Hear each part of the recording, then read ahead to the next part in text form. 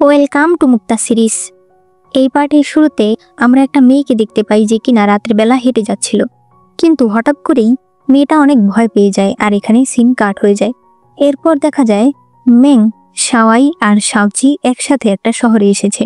শাওচি দুটো রুম ভাড়া করতে যায়। তখন একজন মহিলা মেংকে মেই বলে ডাকছিল।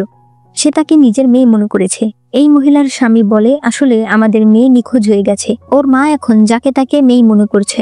আপনাদের ভাগ্য ভালো, আপনারা দুজন ছেলে। আসলে এরা সবাই এখানে ছেলে সেজে এসেছিল। সেই লোক বলে, কারণ বর্তমানে এই শহরের অবস্থা ভালো না, রাতের বেলা মেয়েরা গায়েব হয়ে যাচ্ছে। এটা শুনে তো এরা দুজন ভয় পেয়ে যায়। তারা একটু দূরে গিয়ে লুকিয়ে পড়ে। মেং একটা লাঠি বের করে সেখানে আসতে থাকা একজনকে মারতে চাইলে দেখা যায় এটা ছিল চেন। চেন বলে, তুমি আবারও আমার উপর পড়ে যাচ্ছ। তখনই সেখানে শাওচি চলে আসে। এরপর এরা সবাই একসাথে বসলে চেন বলে, তুমি আমার সঙ্গে রাত কাটিয়ে আমার দায়িত্ব না নিয়ে আমাকে ফেলে পালিয়ে এসেছো। এখন আমার কি করার আছে? তাই আমি আমার রাজ্যে ফিরে যাচ্ছি, কিন্তু এর একটা দায়িত্ব তোমাকে নিতে হবে। আমাকে চুইকুন রাজ্যে পৌঁছে দেওয়ার দায়িত্ব এখন তোমার। চেন চুইকুন রাজ্যে ফিরে যাবে, এতে তো শাওচি ভীষণ খুশি হয়ে যায়। তবে আবার এরা দুজন একসাথে চুইকুন রাজ্যের উদ্দেশ্যে যাবে, এতে আবার তাদের মধ্যে কিছু হতে পারে, এটা ভেবে শাওচির আবার রাগ হতে থাকে। রাগে একজন আরেকজনের দিকে তাকিয়ে থাকে। মেং উঠে গেলে শাওচি চেনের কাঁধে ধরে বলে, তুমি চিন্তা করো না, আমরা তোমাকে ভালোভাবে তোমার রাজ্যে ফিরিয়ে দিয়ে আসব। চেন তখন লাথি মেরে তার চেয়ারটা ভেঙে ফেলে, এতে শাওচি নিচে পড়ে যায়। মেং বলে, তুমি মাটিতে বসে কি করছো? সে বলে, আমি চাঁদ দেখছি। এরপর হোটেলে আসলে তারা জানতে পারে শুধুমাত্র একটা রুম খালি আছে। মেং মনে মনে বলতে থাকে, গেমের ভেতরেও এই এক রুমের কাহিনীটা না রাখলে চলতো না? তবে এখন তারা এতগুলো মানুষ কিভাবে এক রুমে থাকবে? হোটেলের মালিক বলে, আপনারা সবাই তো ছেলে, 3 জন এক রুমে থাকুন আর 2 জন আমার সাথে হোটেলের কর্মচারীরা যেখানে ঘুমায় সেখানে থাকতে পারেন। এছাড়া আর কোনো উপায় নেই। মেং, চেন আর শাওচি একসঙ্গে এক রুমে আসে। এখানে 2টা খাট ছিল, তাই শাওচি বলে, মেং তুমি আমার সাথে শুবে। চেনের সঙ্গে শুলে তোমার রেপুটেশন নষ্ট হয়ে যাবে। চেন বলে, তুমি বুঝি ছেলে না, তোমার সঙ্গে শুলে রেপুটেশন নষ্ট হবে না? শাওচি বলে, ও আর আমি ছোট থেকে একসাথে বড় হয়েছি। চেন বলে, আর ও আর আমি কয়েকদিন আগেও একসাথে ঘুমিয়েছি। মেং বলে, আমি তোমাদের কারোর সাথেই থাকবো না, তোমরা দুজন একসাথে থাকো। এই বলে সে আলাদা শুয়ে পড়ে। চেন বিছানায় গিয়ে বিছানা দখল করে শুয়ে পড়ে। শাওচি কোনো মতে ঠেলে ঠুলে শুয়ে পড়লেও ব্ল্যাঙ্কেট নিয়ে তাদের টানাটানি শুরু হয়ে যায়। এক পর্যায়ে এত টানাটানি হয় যে তাদের খাট ভেঙে যায়। শাওচি তখন দৌড়ে পালিয়ে যায়। অন্যদিকে হোটেলের স্টাফদের সঙ্গে কং আর শাওয়াই ঘুমিয়েছিল। কং এর ভীষণ অকওয়ার্ড লাগছিল, কারণ সে এই প্রথম একটা মেয়ের পাশে শুয়ে আছে। পাশের লোকের ধাক্কায় তারা আরো কাছাকাছি চলে আসলে শাওয়াই বলে, তোমার কি গরম লাগছে না? এতে কং এর টেনশন আরো বেড়ে যায়, তাই সে সেখান থেকে উঠেই চলে যায়। তবে এরপর আবার তার জায়গাটা ভালো করে মেলে দিয়ে যায়, যাতে পাশের লোক আবার এদিকে না চলে আসে। পরদিন সকালে এরা 3 জন একসাথে খাবার খেতে বসেছে। মেং বলে, তোমরা তো ভালোই, সারা রাত তো ঘুমাওনি, উল্টো একটা খাটের জরিমানা করেছো। এরপর তাদের মধ্যে আবার শুরু হয়ে যায় খাবার নিয়ে ঝগড়া। তখনই আশেপাশে মানুষজন বলতে থাকে, গতকাল রাতেও একটা মেয়ে নিখোঁজ হয়েছে এবং এই হোটেল থেকেই নাকি একটা মেয়ে গায়েব হয়েছে। ওই সময় কং দৌড়ে এসে বলে, শাওয়াইকে পাওয়া যাচ্ছে না। এরপর সবকিছু শুনে চেন কং এর উপর রেগে গিয়ে বলে, তুমি কেন রাতের বেলা বাইরে ছিলে? আর তুমি সারা রাত বাইরে ছিলে, তাহলে ওকে নিল কি করে? মেং বলে, ওরা বুঝলো কি করে যে শাওয়াই একটা মেয়ে? কং বলে, সেটাই তো, ও ছেলে সেজেছিল, তার উপর ঘরে বাকি সবাই ছেলে ছিল, তাহলে তারা কিভাবে বুঝলো যে ও একটা মেয়ে? মেং বলে, মেয়ে বোঝার কৌশল হলো দুটো, এক গোসল করার সময়, আর এক টয়লেটে যাওয়ার সময়। এরপর মেং টয়লেট থেকে শাওয়াইয়ের ব্রেসলেটের একটা টুকরা নিয়ে আসে। সে বলে, রাতের বেলা শাওয়াই যখন এখানে এসেছিল তখন তারা শাওয়াইকে ধরে নিয়ে গেছে, তবে শাওয়াই যেতে চায়নি, তাই হয়তো তার ব্রেসলেট ছিঁড়ে গেছে। চেন বলে, এই কিডন্যাপাররা তো খুব খারাপ। কং বলে, যে কোনো মূল্যে শাওয়াইকে বাঁচাতেই হবে। সবাই তখন তার দিকে তাকায়। মেং বলে, আমার যতদূর মনে আছে শাওয়াই আমার দাসী, তুমি এত চিন্তা কেন করছো? কং কিছু বলতে চাইলে মেং বলে, এগুলো বলার দরকার নেই, তোমার চেহারা দেখে যে কেউ বুঝতে পারবে। এরপরে তারা অনেকক্ষণ ভাবার পর মেং বলে, কোনো উপায় নেই, এবার আমাকেই ওই কিডন্যাপারকে ডেকে আনার ব্যবস্থা করতে হবে। শাওচি বলে, অসম্ভব, ওইবার বাইহুয়া গ্রামে গিয়ে তুমি এমনিতেই অনেক বিপদে পড়ে গিয়েছিলে, আমি আবার তোমাকে বিপদে যেতে দেব না। মেং বলে, তখন তো আমি একা ছিলাম, কিন্তু এখন তো তোমরা সবাই আছো, আর তাছাড়া আমাদের মধ্যে আমি একাই মেয়ে, কং বলে একজন ছেলেকে যদি মেয়ে সাজানো যেত তাহলে বেশি ভালো হতো। এটা শুনে তারা সবাই চ্যানের দিকে তাকিয়ে থাকে। চ্যান বলে, তোমরা আমার দিকে কেন তাকিয়ে আছো? এরপরে চ্যান মেয়ে সেজে ম্যাংয়ের সঙ্গে বাজারে হাঁটছিল। তারা একটা কসমেটিকের দোকানে গেলে চ্যান ম্যাংয়ের সঙ্গে দুষ্টামি করতে শুরু করে। দূর থেকে শাওচি এগুলো দেখে তার তো শরীর জ্বলে যাচ্ছিল। দোকানদার মহিলা বলে, আপনারা হয়তো এই এলাকায় নতুন, আমি বলবো আপনারা তাড়াতাড়ি বাড়ি ফিরে যান, এই জায়গা এখন মেয়েদের জন্য নিরাপদ নয়। চ্যান বলে, আজ রাতেই ওই কিডন্যাপার আবার আসবে, তাই চলো আমরা ঘরে চলে যাই। শাওচি তাদের এভাবে দেখে তলোয়ার নিয়ে আসতে থাকে তাকে মারতে। কং কোনোভাবে তাকে আটকে রাখছিল। রাতের বেলা শাওচি প্রচন্ড রেগে যাচ্ছিল। সে বলতে থাকে, দিনের বেলা একসাথে ছিল সেটা মেনে নিয়েছি, রাতের বেলা ওরা একসঙ্গে ঘুমাচ্ছে, আমি এটা একদম সহ্য করতে পারছি না। এদিকে ম্যাং অনেকগুলো পোশাক পরছিল যাতে চ্যান তার সঙ্গে কিছু করতে না পারে। তখনই কারো আসার শব্দ পেলে চ্যান তাকে নিয়ে ব্ল্যাঙ্কেটের নিচে লুকিয়ে পড়ে। তবে এরপর একটা বিড়ালের শব্দ হলে তারা বুঝতে পারে যে বিড়াল এসেছিল। চ্যান ঘরের বাতি নিভিয়ে দিলে বাইরে থেকে শাওচি তো আরও রেগে যায়।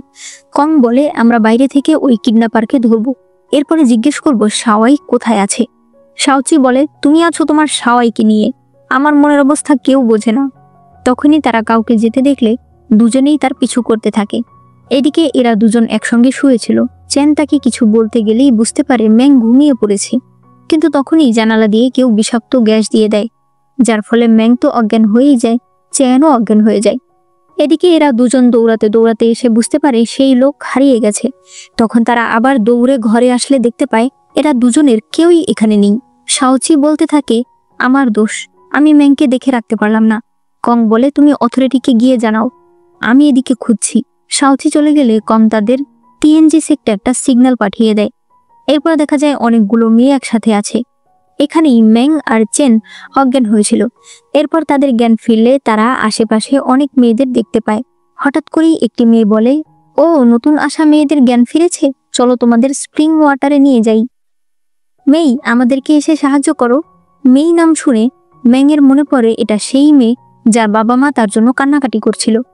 তারা চেনকে ডাকলে ম্যাং বলে, ও আসতে পারবে না, ও অসুস্থ, ওর সেন্সিটিভ স্কিন, উল্টাপাল্টা পানিতে ওর অ্যালার্জি হয়। তারা বলে, তোমরা কি আপন বোন? ম্যাং বলে, হ্যাঁ, ওর নাম রং, আমার নাম ম্যাং।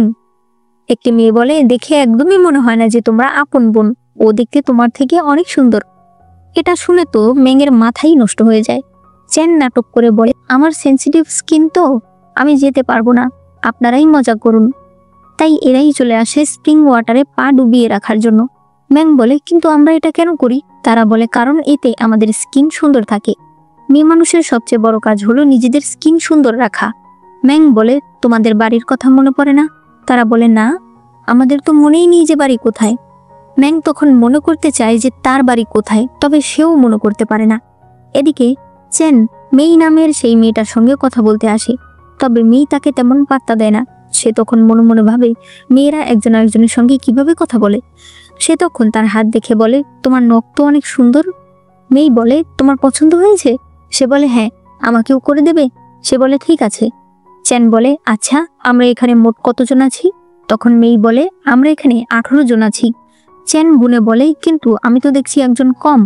তখন মেই বলে, গতকালকে একটা মেয়ে এসেছে, সেটা শুধু কান্না করছে, সে ঘরে আছে। চেন বুঝতে পারে সেটা হয়তো শাওয়াই। তখন ম্যাং অজ্ঞান হয়ে পড়ে যায়। একটু পরে ম্যাংয়ের জ্ঞান ফিরলে সে সাথে চেনকে দেখে বলে, তুমি এখানে কি করছো?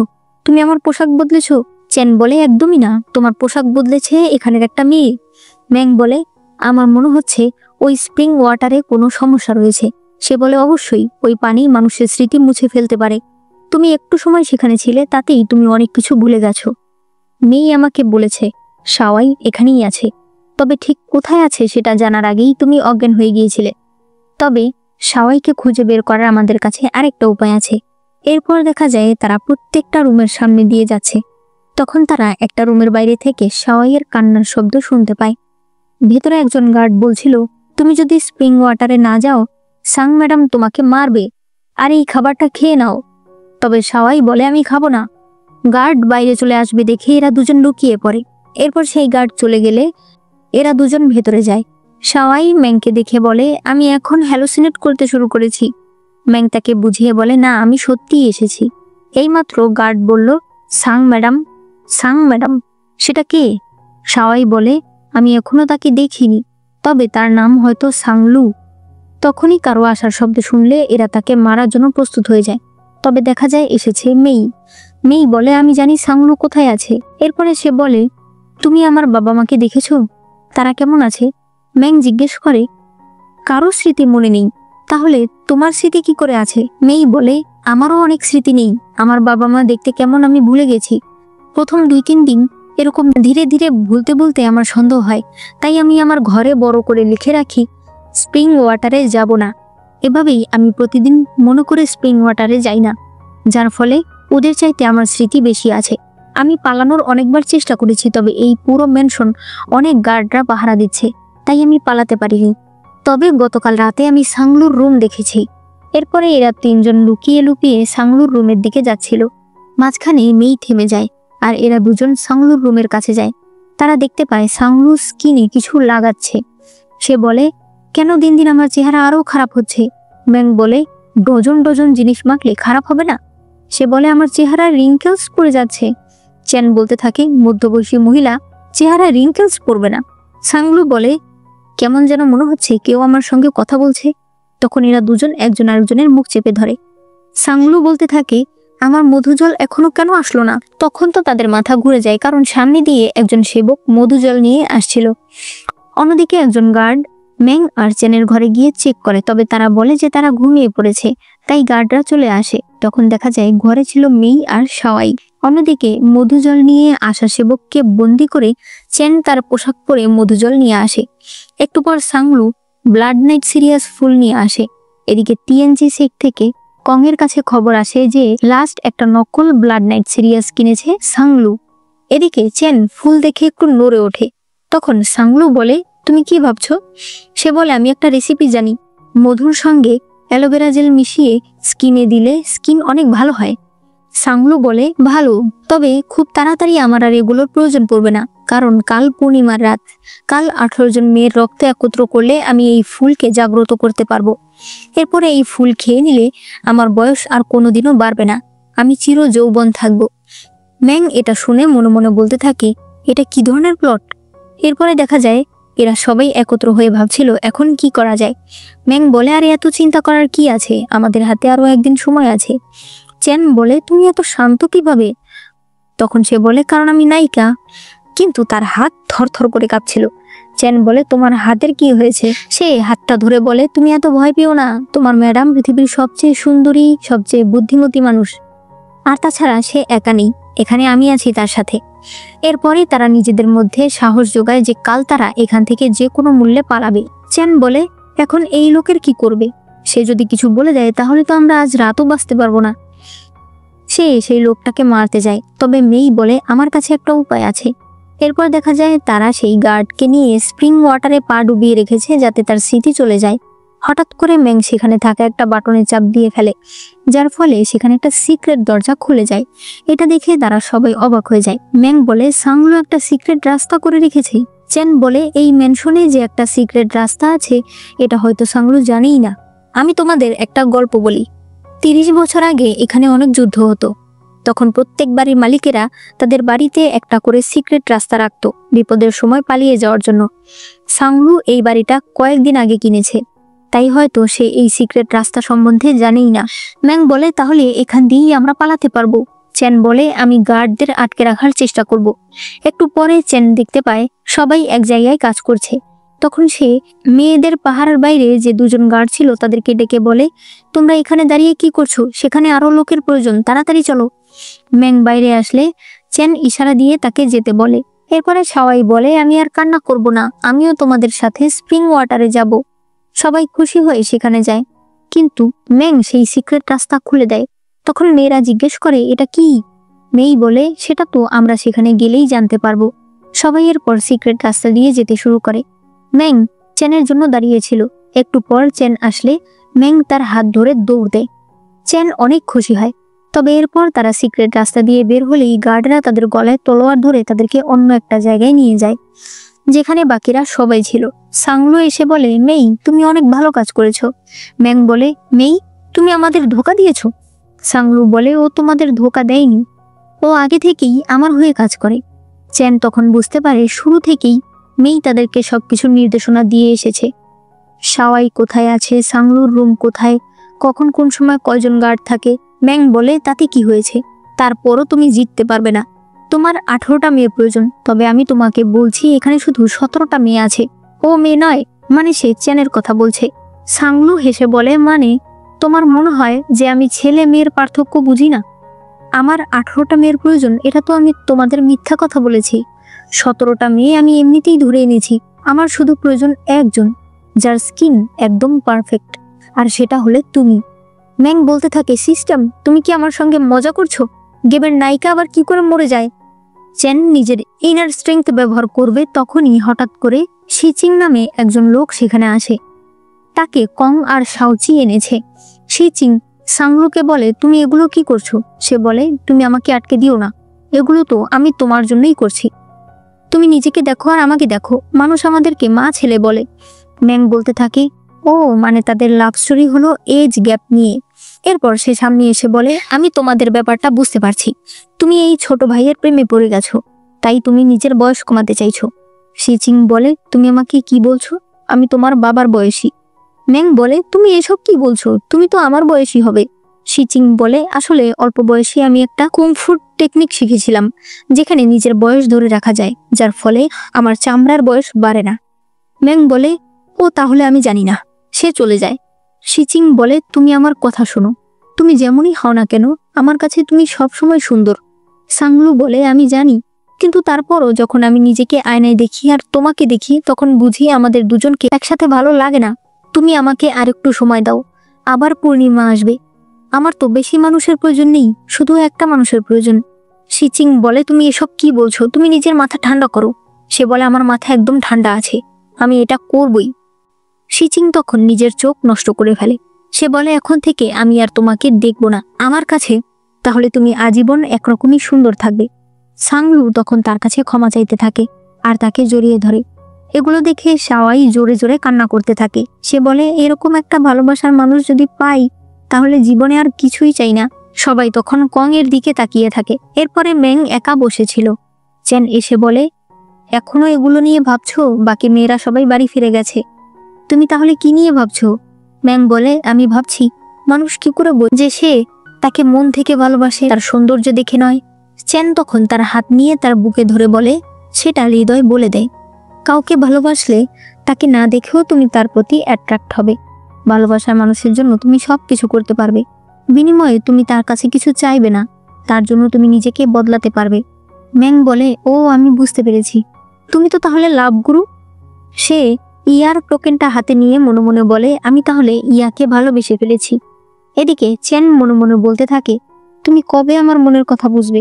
এরপর দেখা যায় ওই জায়গায় জিং সেক্টর একজন শিষ্য, যার নাম শিয়াং, সে এসেছে। সে পুরো জায়গাটাকে ভালো করে দেখে বুঝতে পারে এখানে কি কি হয়েছে। সেখানে এক ফোঁটা রক্ত পড়ে থাকতে দেখে তার কাছে থাকা একটা পোকা সে সেখানে ছেড়ে দেয়। পরদিন সকালে এরা বিদায় নিয়ে চলে যাচ্ছিল। সাংলু বলে, সময় মতো আমাকে থামানোর জন্য ধন্যবাদ।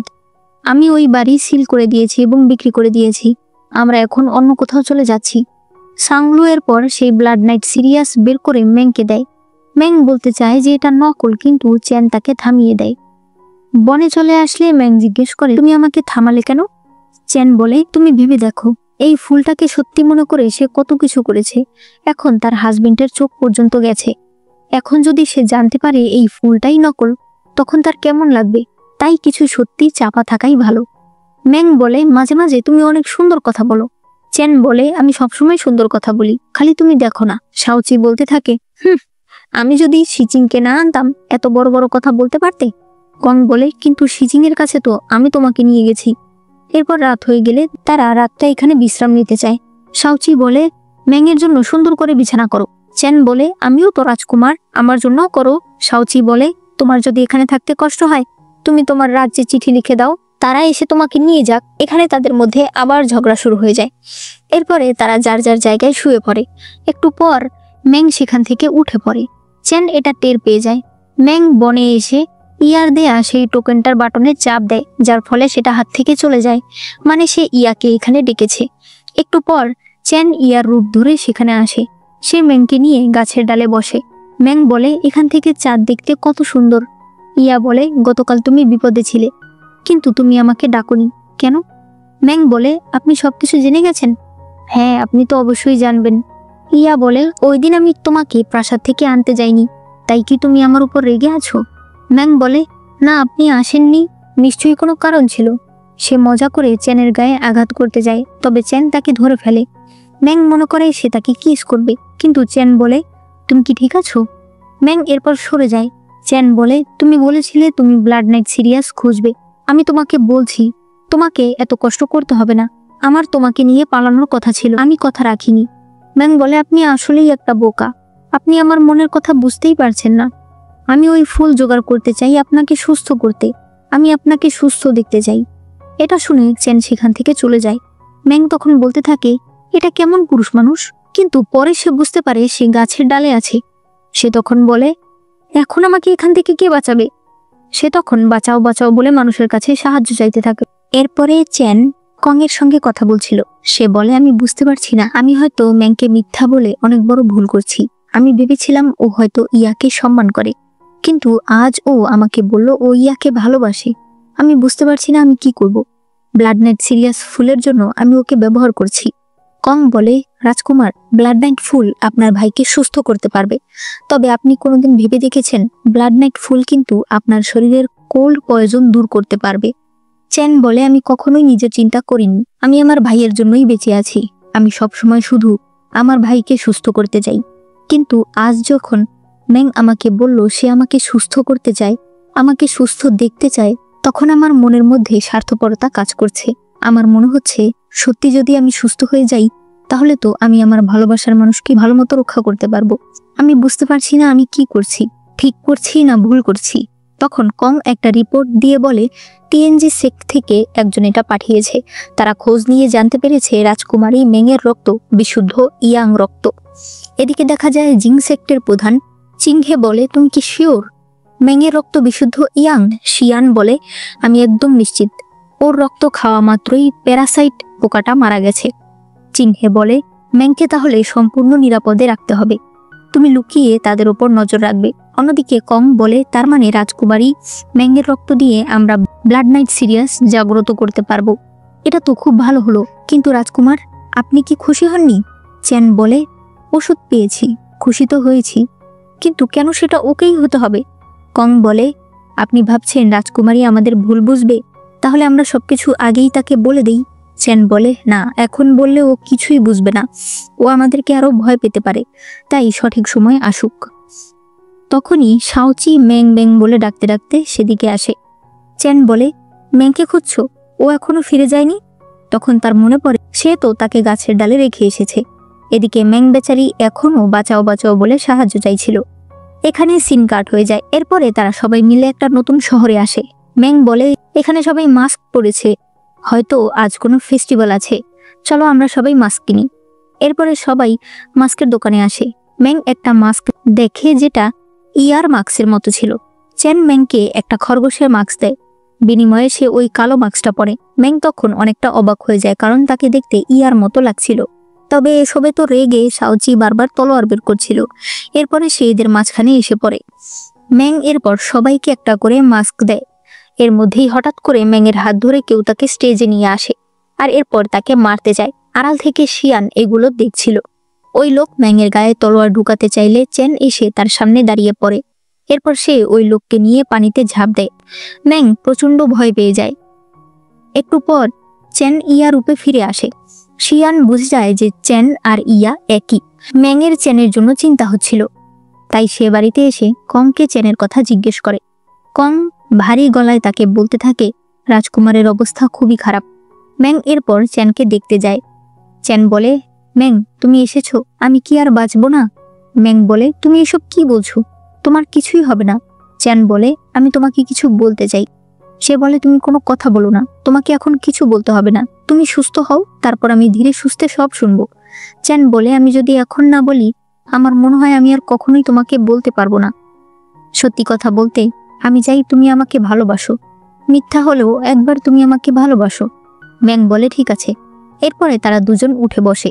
ম্যাং মনে মনে বলে, আমি নাটক করছি, তাই ভয় পাওয়ার কিছুই নেই। এরপর সে বলে, তোমাকে ধন্যবাদ, সব সময় আমার পাশে থাকার জন্য, আমার পাগলামিতে, আমার দুষ্টামিতে সব সময় আমাকে সাপোর্ট করার জন্য। যদিও আমরা বেশিরভাগ সময় ঝগড়া করি, কিন্তু তারপরও বিপদে তুমি আমাকে বাঁচাতে কখনো পিছপা হও না। চেন, আমি তোমাকে পছন্দ করি। এটা বলতেই চেন তাকে কিস করতে শুরু করে। ম্যাং প্রথমে তাকে সরিয়ে দিতে চায়, কিন্তু পরে আর তাকে সরায় না। তবে তখন শাওচি চেনের জন্য ওষুধ নিয়ে সেখানে আসে।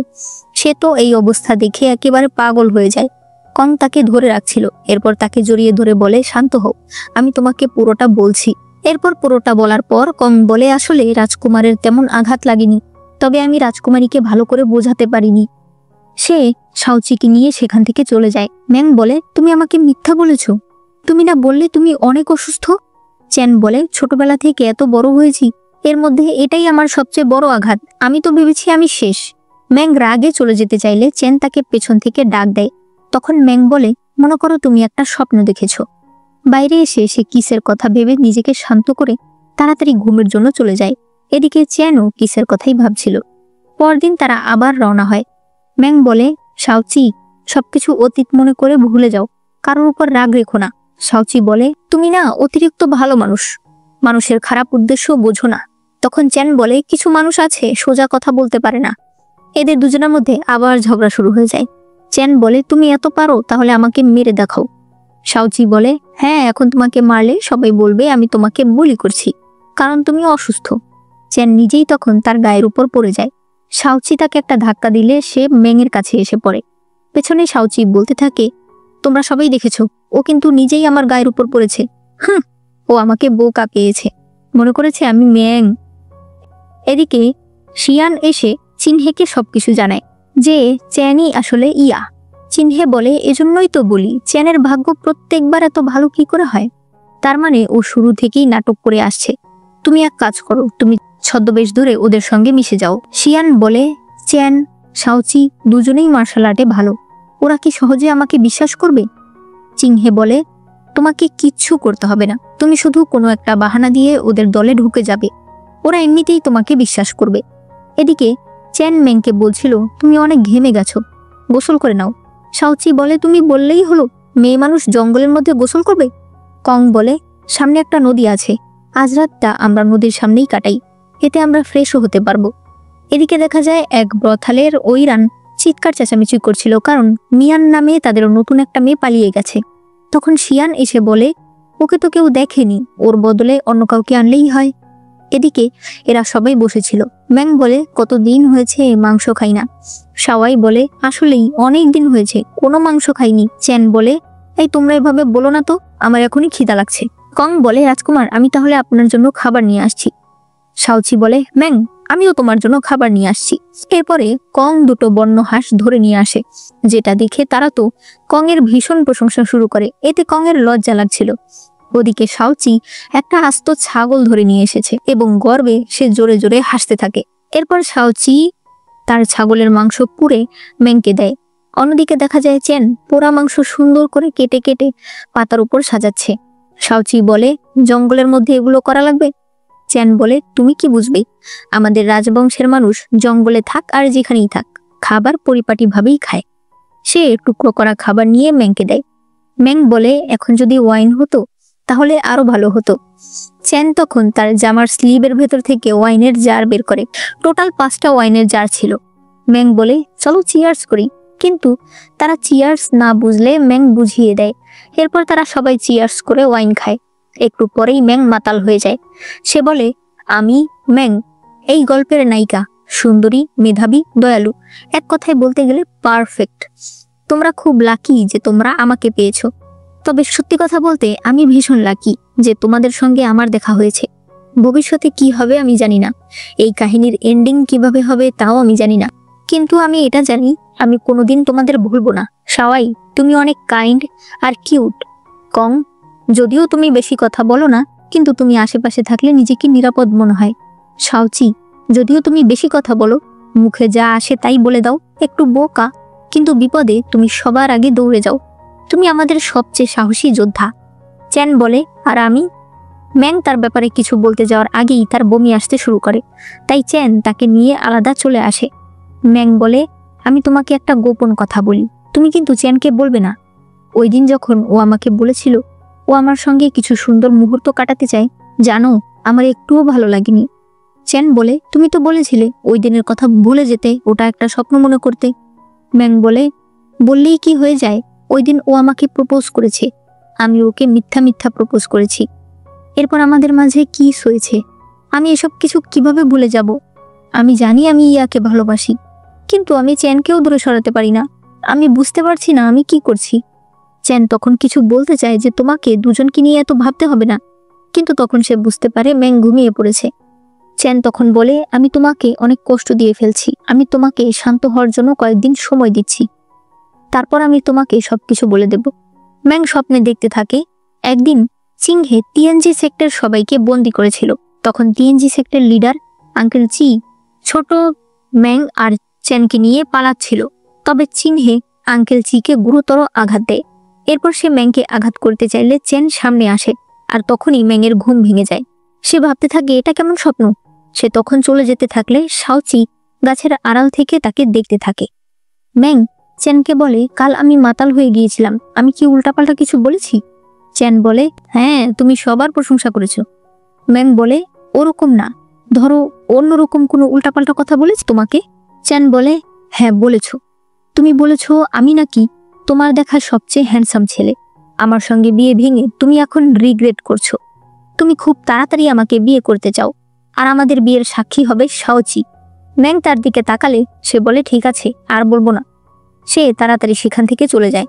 ম্যাং বলতে থাকে, এই পাগলকে আমি ভালোবাসতে পারবো না, আমাকে নিজের মিশন ভুলে গেলে চলবে না। আমি এখানে এসেছি আমার ভালোবাসার মানুষকে খুঁজতে। সে চলে গেলে শাওচি এসে বলে, ভালোবাসার মানুষ? ম্যাং কি আমার কথা বলছে?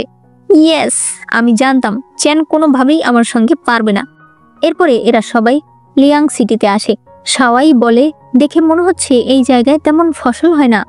শাওচি বলে, হ্যাঁ সত্যি কথা, এই জায়গায় ফসল উৎপাদন খুব কম হয়, তাই এখানে দারিদ্রতা অনেক বেশি।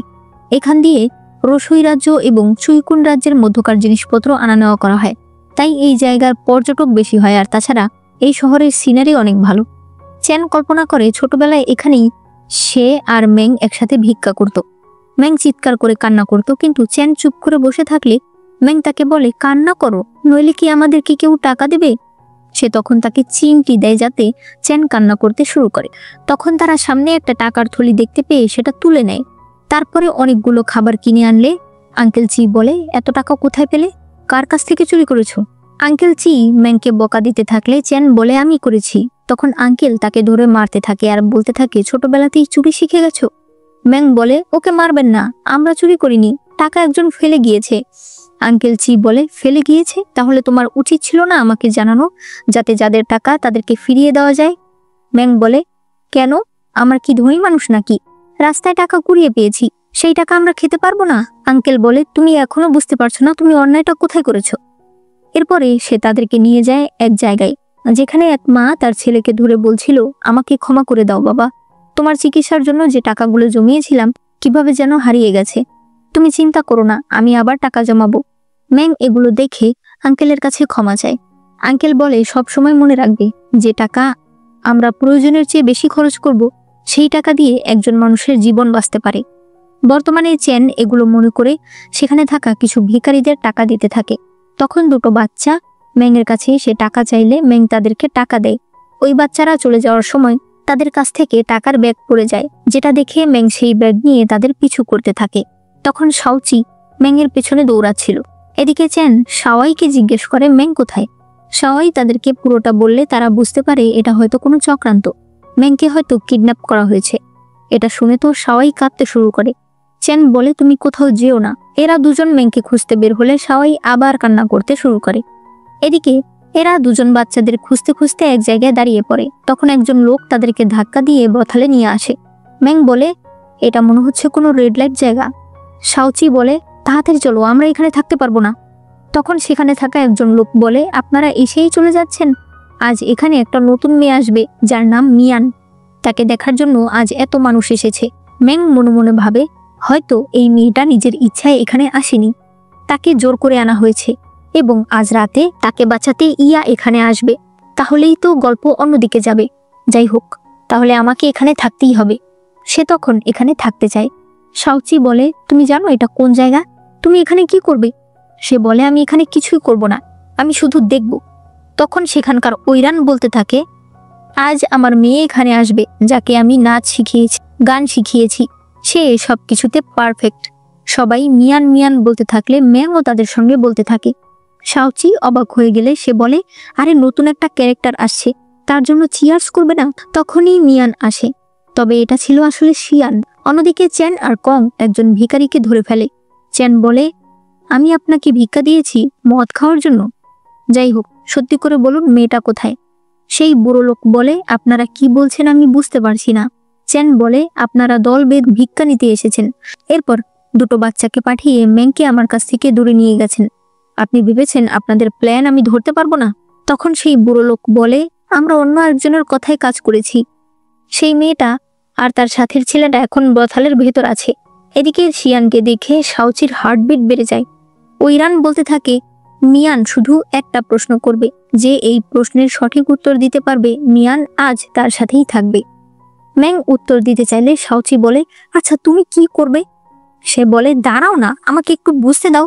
শিয়ান বলে, 40টা রঙের ভেতর থেকে আপনাদেরকে সেই রংটা বের করতে হবে যেটা আজ আমি ঠোঁটে লাগিয়েছি। ম্যাং তখন রংগুলো দেখে হাতে লাগিয়ে বলে, আপনি একটা না 2টা রং লাগিয়েছেন, একটা প্রপার কালারের জন্য, আরেকটা ঝিলমিল করার জন্য। তার উত্তর সঠিক হয়। এরপরে ম্যাংকে শিয়ানের ঘরে নিয়ে যাওয়া হয়। শিয়ান তাকে ধরে বলে, বেশি তাড়াহুড়া করার দরকার নেই, পুরো রাত পড়ে আছে। ম্যাং মনে মনে বলতে থাকে, এরকম তো হওয়ার কথা না, ও তো বাঁচতে চাইবে, তাহলেই তো ইয়া ওকে বাঁচাতে আসবে, তাই না? সে তখন বলে, আমার মনে হয় কোথাও ভুল হচ্ছে, আপনার তো এখন চিৎকার করা উচিত যে আমাকে ছেড়ে দাও, আমাকে চলে যেতে দাও। শিয়ান বলে, ও আপনার তাহলে এই ধরনের মেয়ে পছন্দ? ম্যাং বলে, আপনি ভুল ভাবছেন। আচ্ছা, আপনি কি আমাকে আপনার মনের কথা বলতে চান, আপনার কোনো কষ্টের কথা, জীবনের গল্প? শিয়ান বলে, আপনি গল্প শুনতে চান? তাহলে একটু ওয়াইন খেয়ে নিন। এরপরে সে হাতে একটা চাকু বের করলেই ইয়া এসে তাকে সরিয়ে দেয়। শাওচি এসে শিয়ানের সঙ্গে ফাইট করতে শুরু করে। ইয়া বলে, তুমি ঘাড়ে আঘাত পেয়েছো। সে তার ঘাড়ে একটা ওষুধ দিয়ে দেয়। ম্যাং তাকিয়ে দেখতে পায় শাওচি শিয়ানের জামা খুলে ফেলেছে। শাওচি যখন এটা বুঝতে পারে তখন জামাটা ফেলে দেয়। এরপরে ইয়া গিয়ে তারা দুজন মিলে তাকে বন্দি করে ফেলে। শাওচি চিৎকার করে বলতে থাকে, বলো তোমাকে কে পাঠিয়েছে? শিয়ান বলে, তুমি আমার কাহিনী শুনতে চাও না? ঠিক আছে, আমি বলছি। আমার নাম শিয়ান, আমার বাড়ি নানচাঙে। যুদ্ধে আমার বাবা আর ভাই মারা যায়, আমি একা হয়ে পড়ি, আমাকে তারা ব্রথালে বিক্রি করে দেয়। আমি আজ নিজেই মরে যেতাম, তবে তখন আমি তোমাকে দেখলাম, রসুই রাজ্যের নবম রাজকুমারী। তখন আমার মনে হলো আমি তোমাকে মেরে ফেলবো আর আমার বাবা এবং ভাইয়ের প্রতিশোধ নেব, কারণ তোমাদের সঙ্গে যুদ্ধ করতে গিয়েই আমার বাবা আর ভাই মারা গেছে। ইয়া বলে, যদি তোমার প্রতিশোধ নেওয়ার হয় তুমি শাওচির উপর থেকে নিতে পারো, কারণ ও রসুই রাজ্যের জেনারেল। ম্যাংয়ের উপর থেকে তুমি কিসের প্রতিশোধ নেবে? ও থেকেছে সারা বছর প্রাসাদের ভেতর, ও একদম নির্দোষ। শিয়ান বলে, থাক আর বলতে হবে না, এমনিতেই আমি প্রতিশোধ নিতে পারবো না, তাই আমাকে মেরে ফেলো। ম্যাং বলে, ঠিক আছে, তাহলে আমি তোমার মনের ইচ্ছা পূরণ করছি। সে তার সাথে গিয়ে বসে। এরপর বলে, শোনো আমি তোমাকে বলি, তোমাদের রাজ্যের সঙ্গে আমাদের যুদ্ধ হয়েছে তোমাদের রাজ্যের কারণেই। তোমার ভাই বেশি খেতে চেয়েছিল, তাই সে আমাদের বর্ডারের অনেক মানুষকে মেরেছে। হিসাবে আমার তোমাকে মেরে তাদের প্রতিশোধ নেওয়া উচিত। এখন আমি তোমাকে মারবো, পরে তোমার হয়ে আরেকজন আমাকে মারবে, পরে আবার আমার হয়ে একজন তোমার ওই লোককে মারবে। এভাবে শুধু চলতেই থাকবে। প্রতিশোধ কোনো সমাধান নয়, জীবনের সবচেয়ে বড় চ্যালেঞ্জ হলো বেঁচে থাকা। এরপরে সে তার বাঁধন খুলে দেয়। শিয়ান বলে, কিন্তু আমি এখানে কিভাবে থাকবো? আমি এমনিতেই মরে যেতে চাই। ম্যাং বলে, আমি তোমাকে মুক্ত করব। এরপর দেখা যায় শাওচির টাকা দিয়ে শিয়ানকে মুক্ত করা হয়েছে, কারণ ম্যাংয়ের কাছে এখন টাকা ছিল না। ইয়া বলে, তুমি কি সত্যি এই মেয়েটাকে তোমার সাথে রাখবে? ম্যাং বলে, আর কোনো উপায় নেই, ওকে ছেড়ে দিলে ও যদি আবার মরে যেতে চায়। ইয়া সেখান থেকে চলে গেলে শাওচি বলতে থাকে, এটা কে? হঠাৎ করে আসে, হঠাৎ করে চলে যায়। পরে কং চেনকে বলে, ওই মেয়েটা সত্যিই নানচাং রাজ্য থেকে এসেছে, তবে সেটা অনেক আগে। এরপরে তার কি হয়েছে তার কোনো রেকর্ড আমরা পাইনি। চেন বলে, ইনভেস্টিগেট করতে থাকো। ম্যাং অনেক ভালো মেয়ে, তাই ও সবাইকে বিশ্বাস করে। তবে আমি যদি জানতে পারি এই মেয়েটা ম্যাংয়ের ক্ষতি করার জন্য ম্যাংয়ের আশেপাশে থাকছে, তাহলে কিন্তু আমি ওকে ছাড়বো না। কং বলে, রাজকুমার আপনি যেটা চেয়েছিলেন সেটাই এনেছি। এদিকে শাওয়াই রাস্তায় রাস্তায় কান্না করছিল। তখন ম্যাংকে দেখে সে তাড়াতাড়ি তাকে জড়িয়ে ধরে। পরে সে শিয়ানকে দেখে বলে, এটা কে? শাওচি বলে, এটা একটা খারাপ মেয়ে। সবাই বলে, রাজকুমার আর কং আপনাকে খুঁজতে বেরিয়েছে। তারা এরপর সামনে এগোতে থাকলে সবাই বলে, রাজকুমারী, কারা যেন আপনার ছবিটা নিয়েছে। দেখা যায় ম্যাংয়ের বিশ্রী করে ছবি আঁকা ছিল, আর নিচে ম্যাংয়ের নাম দিয়ে নিখোঁজ লেখা ছিল। তার তো মেজাজটা খারাপ হয়ে যায়, সে ছবিগুলো ছিঁড়তে থাকে। তখন সে সামনে গেলে দেখতে পায় চেন ছবিগুলো লাগাচ্ছে। কং বলে, আপনি সারাদিন ধরে রাজকুমারীকে খুঁজছেন, এবার একটু বিশ্রাম নিন। তখন ম্যাং মনে মনে ভাবে, ইয়ার সঙ্গে থেকে আমি ভুলেই গিয়েছিলাম যে এখানেও একজন আছে আমার চিন্তা করার। চেন তাকে দেখে ভীষণ খুশি হয়ে যায়। ম্যাং বলে, দেখেছো তুমি চেহারার কি অবস্থা করেছো? চেন তার হাত ধরেছিল। বেচারা শাওচি বুঝতেই পারছিল না তলোয়ার এবার সে কার দিকে ধরবে। পরে সে শিয়ানের দিকেই ধরে রাখে। এরপর পরদিন সকালে তারা আবার রওনা হয়। শাওচি শুধু শিয়ানকেই দেখছিল। শিয়ান তলোয়ার হাতে নিলেই শাওচি বলে, আমি তোমাকে মেরে ফেলবো। তখন তার হাত থেকে তার ঘোড়া ছুটে যায়। সে তখন তার ঘোড়ার পেছন দিকে দৌড়াতে থাকে। এরপরে তারা আবার সবাই একসাথে হয়। হঠাৎ করেই তারা দেখতে পায় সামনে অনেক কুয়াশা। তখন চ্যান অন্যমনস্ক হয়ে যায়। সে নিজের ছোটবেলায় তার ভাইকে দেখতে থাকে। পরে এরপর সে স্বাভাবিক হয়ে বলে, এই কুয়াশার মধ্যে সামনে যাওয়া ঠিক হবে না, কুয়াশা কমুক। শিয়ান বলে, এই কুয়াশা কমতে 4 ঘন্টার উপরে সময় লাগবে। তার চাইতে যদি আমরা ধীরে ধীরে এগোতে থাকি তাহলে হয়তো 2-1 ঘন্টায় কুয়াশা পার হয়ে যেতে পারবো। চ্যান বলে, তুমি একটা মেয়ে, কুয়াশার ব্যাপারে তুমি কি করে জানলে? শাওচি বলে, আরে ওর কথা শুনো না, ও একটা মিথ্যাবাদী। শিয়ান বলে, আমাদের নাংচাং শহরে সারা বছরই কুয়াশা থাকতো, এগুলো জানতে বড় বিজ্ঞানী হওয়ার প্রয়োজন পড়ে না। ম্যাং তার কথা মেনে নেয় আর তারা সবাই ধীরে ধীরে সামনে এগোতে শুরু করে। তখন আমরা দেখতে পাই পেছনেই চিংহে দাঁড়িয়ে আছে।